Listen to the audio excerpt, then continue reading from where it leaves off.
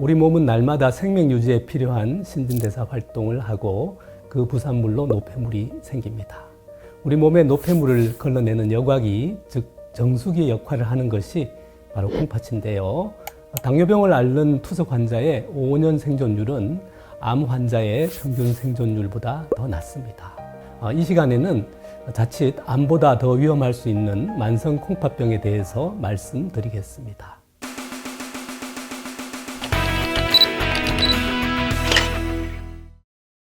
안녕하십니까. 서울대학교 병원 신장내과 교수 오국환입니다.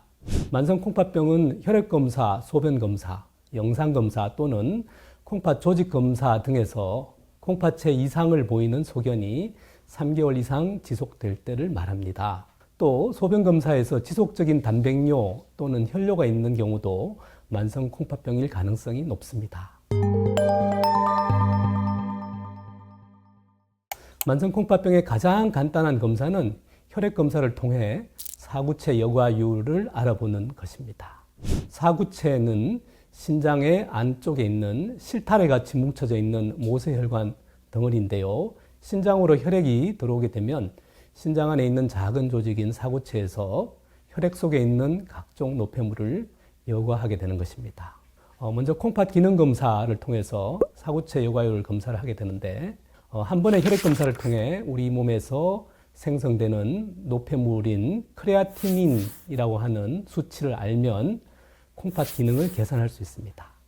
사구체 여과율은 콩팥이 노폐물을 제거하는 기능이 어느 정도인지를 의미하는 것으로 신장 질환의 척도인데요. 심한 정도를 단백뇨나 혈뇨 또는 사구체 여과율에 따라서 1기에서 5기로 나눌 수 있는데 사구체 여과율은 비교적 괜찮지만 단백뇨나 혈뇨가 계속 나오는 경우를 만성 콩팥병 1기 또는 2기에 해당하고 지속적으로 사구체 여과율이 60ml 미만으로 떨어진 경우에는 만성 콩팥병 3기 또는 4기, 5기로 분류를 하게 됩니다. 단백뇨는 콩팥 기능이 떨어지기 훨씬 전부터 나타나며 콩팥병이 시작된다는 첫 번째 신호입니다. 콩팥 조직 검사는 초음파로 관찰하면서 콩팥 조직을 약간 채취하여 현미경으로 관찰하는 검사인데요. 콩팥 조직의 이상을 관찰하여 콩팥 질환, 특히 사구체 신염이라고 하는 병의 원인 질환을 밝히는데 중요한 역할을 합니다. 고혈압과 당뇨병은 우리나라에서 만성 콩팥병의 가장 흔한 원인으로 방치하면 치명적인 말기 신부전으로 진행될 수 있습니다. 당뇨병의 합병증으로 인한 콩팥 손상을 당뇨병성 콩팥병이라고 하며 우리나라 만성 콩팥병 환자의 약 50% 정도를 차지하고 있습니다. 전체 만성 콩팥병 환자의 약 20% 정도는 고혈압 때문입니다. 혈압이 높은 상태가 유지가 되면 작은 혈관으로 이루어져 있는 콩팥이 손상이 되어 병이 발생을 합니다. 밤에 자다가 일어나서 소변 보는 야뇨 증상이 있을 때, 그리고 몸이 붓거나 혈압이 높아지거나 가렵거나 또 급격한 체중의 변화가 있거나 또 열이 나면서 허리가 아프다 이런 등의 경우에는 심장병을 의심하는 것이 좋겠습니다. 단백뇨가 있는 경우에는 약물 치료를 단백뇨에 대해서 진행을 해야 합니다. 3기 후반에서 4기가 되면은 빈혈이 잘 발생하기 때문에 철분을 복용하거나 조혈제 주사를 투여받기도 합니다. 만성 콩팥병이 점점 진행하여 혈액투석이나 복막투석, 신장 이식과 같은 신장 기능을 대체해주는 신대체요법이 필요한 시기가 되는데 이 경우를 말기 신부전 또는 만성 콩팥병 5기라고 하게 됩니다. 혈액투석은 인공신장 기계로 혈액을 여과하는 과정을 혈액투석이라고 합니다.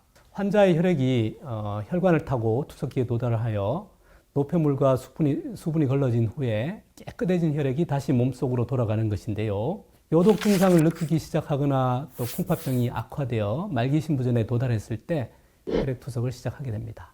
그리고 복막투석은 이런 투석 기계의 힘을 빌리지 않고 환자분이 스스로 복막을 이용해서 투석하는 방법인데요. 환자의 복강 안에 도관을 삽입하는 작은 수술이 필요하게 됩니다. 그래서 복막투석은 일정한 양의 투석액을 관을 통해서 복강안에 주입을 하게 되고요.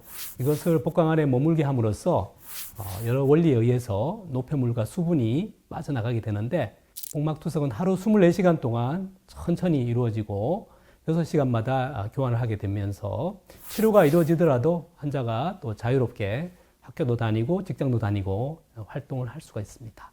하지만 요즘은 직장인과 학생들을 낮에는 투석에 교환할 시간이 없기 때문에 야간에 주로 집중적으로 자동 기계를 사용하여서 투석을 하는 자동 복막 투석을 많이 선호하게 됩니다.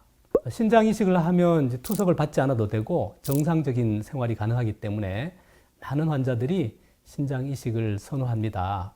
신장 이식을 하려면 우선 환자와 공여자 간에 HLA 교차 반응이라는 검사를 해서 음성으로 확인이 되어야 하고, 또 공여자의 건강에 특별한 이상이 없어야 합니다. 콩팥병이 더 나빠지지 않도록 지켜야 하는 생활 수칙을 말씀을 드리겠습니다.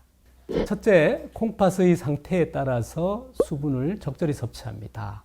콩팥 기능이 조금 나쁜 경우에는 수분이 권장되는 경우도 있지만, 콩팥 기능이 많이 나쁜 경우에는 수분을 제한해야 하는 경우도 있습니다. 두 번째로, 음식은 싱겁게 먹고 콩팥 기능이 많이 나쁜 환자의 경우에는 단백질을 제한합니다. 세 번째, 칼륨이 많은 과일과 채소에 너무 많이 섭취하는 것은 피하도록 합니다. 네 번째로, 약은 꼭 필요한 경우에만 의사 처방에 따라 복용하며 약의 종류와 용량은 콩팥병 상태에 맞게 복용을 합니다. 만성 콩팥병은 당뇨병이나 고혈압처럼 만성 질환입니다. 하지만 콩팥병을 조기에 발견하여 꾸준히 치료함으로써 만성 콩팥병이 더 나빠지지 않도록 할 수 있고, 평생 투석이나 이식을 받지 않고 건강하게 잘 사실 수도 있는 병입니다. 건강한 식습관과 운동, 적정 체중 유지 등을 통해 비만과 당뇨병, 고혈압 등 콩팥병을 유발할 수 있는 원인들을 잘 관리하시고, 신장에 유해할 수 있는 불필요한 약물 복용을 조심하는 것이 신장 건강을 지킬 수 있는 지름길입니다. 지금까지 서울대학교 병원 신장내과 교수 오국환이었습니다.